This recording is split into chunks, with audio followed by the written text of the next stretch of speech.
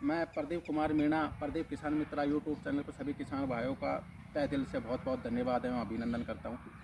इन सभी किसान भाइयों को मैं हाथ जोड़ कर निवेदन करता हूँ कि ज़्यादा से ज़्यादा प्रदीप किसान मित्रा यूट्यूब चैनल को लाइक और सब्सक्राइब करें, जिससे मैं नई से नई अपडेट आपके पास पूछा सकूँ और हमारी जल्द से जल्द आपके पास कृषि क्षेत्र की अपडेट पूछ सके। दोस्तों, हम एक्चुअली में क्या है कि ज़्यादा से ज़्यादा हमारे किसान भाई सभी लोग केमिकल्स का ज़्यादा इस्तेमाल करने लगे हैं कृषि क्षेत्र में, और एक रासायनिक पदार्थों का ज़्यादा इस्तेमाल होने के कारण नई से नई बीमारियां उत्पन्न हो रही हैं। हमारे स्वास्थ्य के लिए बहुत ही हानिकारक होता है केमिकल्स, और जिसके दुष्प्रभाव बहुत ज़्यादा देखने को मिल भी रहे हैं हमें। जो सबसे ज़्यादा प्रकोप देखने को मिल रहा है हमें बीमारी के अंदर, जो कैंसर है, जो एक केमिकल्स का ही दुष्प्रभाव है। पहले के टाइम में कैंसर के मरीज़ बहुत गिने चुने मिलते थे, क्योंकि उसका यही कारण था कि उस टाइम के लोग केमिकल्स का इस्तेमाल बिल्कुल नहीं करते थे।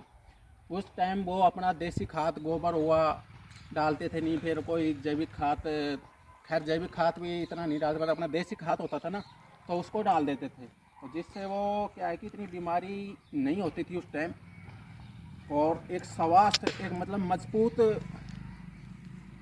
हार्ड वर्क करते थे पहले के लोग। आज तो खैर चेंज हो गया सब कुछ ही। तो हमें ये सभी बातें ध्यान रखनी चाहिए कि हमें कम से कम केमिकल्स का यूज करना चाहिए। हमें कृषि क्षेत्र के अंदर हमारे स्वास्थ्य के प्रति ध्यान रखना होगा हमें। तो इससे मैं आज आपको जैविक खाद के बारे में बताऊंगा मेरे दोस्तों एवं किसान भाइयों। जैविक खाद को किस प्रकार तैयार करें और इसके क्या क्या फ़ायदे हैं और क्या लाभ है इसके। मैं सभी को एडवाइज करता हूं कि ज़्यादा से ज़्यादा जैविक खाद की कृषि करें। आज से ही आप जैविक खाद अपनाएं कृषि के अंदर। अब हम सबसे पहले क्या करेंगे, जैविक खाद के लिए 7 से 10 फीट का गहरा एक गड्ढा तैयार कर लेंगे और 4 से 5 फुट चौड़ाई में। उसके बाद हम उसको गड्ढा तैयार होने के बाद उसके अंदर हम गाय या भैंस का गोबर डाल देंगे। गाय भैंस का गोबर डाल देंगे। इसके साथ क्या है कि हमारे जो आसपास के पेड़ पौधे हैं, सड़क के किनारे पर भी हैं पेड़ पौधे, हमारे खेत की मेड़ पर भी हैं, तो वहाँ क्या है कि अब पतझड़ का मौसम चल रहा है, तो पत्ते गिर रहे हैं नीचे ज़मीन में। तो क्यों नहीं हम उन पत्तियों को इकट्ठा करके उस गड्ढे के अंदर डाल दें। गड्ढे के अंदर डाल देंगे और उससे क्या फ़ायदा है, देखो वहाँ से मतलब साफ़ सफाई भी हो जाएगी। भाई नहीं पत्ता इधर उधर हवा आएगी तो इधर से उधर घूमते फिरेंगे, तो वहाँ गंदगी होगी, तो एक तो वहाँ साफ़ सफाई हो जाएगी। दूसरी बात, हम गड्ढे में डाल देंगे तो उसको फिर डालने के बाद गोबर और वो मिक्सचर हो जाएगा और उसको हम दाब देंगे कुछ टाइम के लिए। फिर वो धीरे धीरे गलने लगेगा, सड़ने लगेगा, और गलने लगेगा सड़ने लगेगा तो वो बिल्कुल मतलब कि एक काले रंग में बिल्कुल अपना रूप परिवर्तन होगा उसका। तो उसको हम फिर कुछ टाइम के बाद उस गड्ढे को खोद के और उस खाद को हम अपनी ज़मीन के अंदर डाल सकते हैं। तो और उसका बहुत ही शानदार रिजल्ट है। उसकी कभी देखना, आप डालकर देखना, ये मैं बता रहा हूँ, जो आप अपना कर भी देख लेना। और आपका केमिकल्स यूरिया वगैरह डीएपी डाल देना एक खेत में, और एक खेत में बराबर के में आप जैविक खाद जो अभी मैंने बताई है ना प्रक्रिया, ये डालना, और फिर उसकी पैदावार में तुलना करना दोनों में कितना क्या फ़र्क मिलेगा आपको, स्वयं को ही लगेगा। तो ये सभी बातें ध्यान रखनी है। अब देखो क्या फ़ायदे हुए जैविक खाद के। जैविक खाद का ये हुआ कि देखो कोई फ्री एंड कॉस्टली है जैविक खाद, कोई पैसा नहीं लग रहा ना अपना। अब हम डीएपी का कट्टा इस टाइम 1600-1700 की रेट में बिका है, तो ऐसा नहीं करना है। क्यों नहीं हम जैविक खाद का इस्तेमाल करें, बहुत अच्छी पैदावार दे रहा है। केमिकल्स का हमें बहुत कम यूज़ करना चाहिए, क्योंकि हमारे स्वास्थ्य के प्रति ध्यान रखना होगा, हमें जागरूक होना होगा। तो हमें सभी किसान भाइयों को जागरूक होना चाहिए।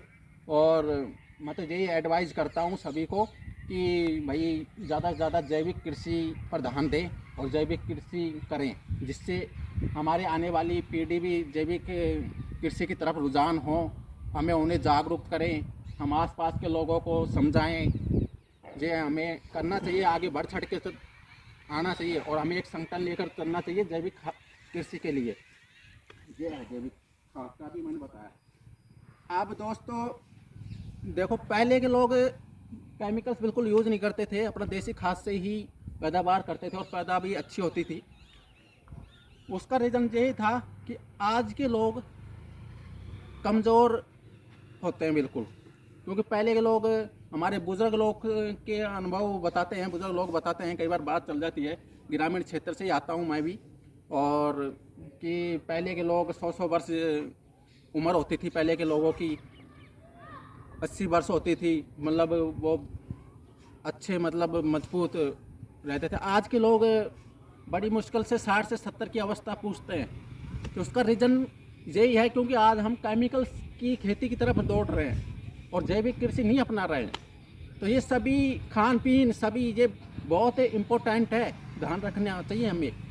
तो ये सभी बातें ध्यान रखनी है और मैं तो सभी किसान भाइयों को बोलूँगा कि ज़्यादा से ज़्यादा जैविक कृषि पे ध्यान दें और आज से ही जैविक कृषि अपनाएं। अब क्योंकि आसपास का देखो पेड़ों की पत्तियां गिरेंगी, पतझड़ का मौसम चल रहा है, क्यों नहीं हम उन पत्तियों को अपनी खाद कृषि के अंदर ही इस्तेमाल कर लें। क्योंकि वहाँ का जैसे कोई गार्डन है तो गार्डन के अंदर भी पेड़ पौधों की पत्तियाँ झड़ रही हैं, तो क्यों नहीं उनको आप इकट्ठा करके उसको जैविक कृषि के अंदर काम में लीजिए ना, जैविक खाद तैयार कीजिए, उससे गोबर डालिए, उसको गड्ढा बना के उसमें डालिए, वो गलेगा सिटेगा, वो जैविक खाद बन के तैयार हो जाएगा।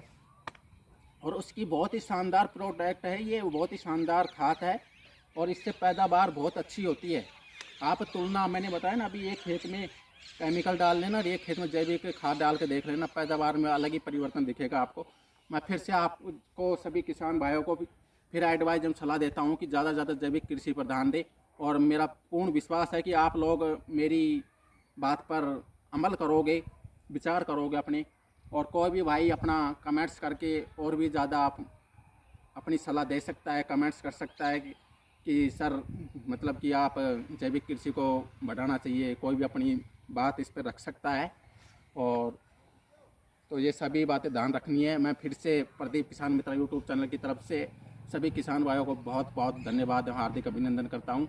और ज़्यादा से ज़्यादा किसान भाई प्रदीप किसान मित्र यूट्यूब चैनल को लाइक और सब्सक्राइब करें। सभी को बहुत बहुत धन्यवाद।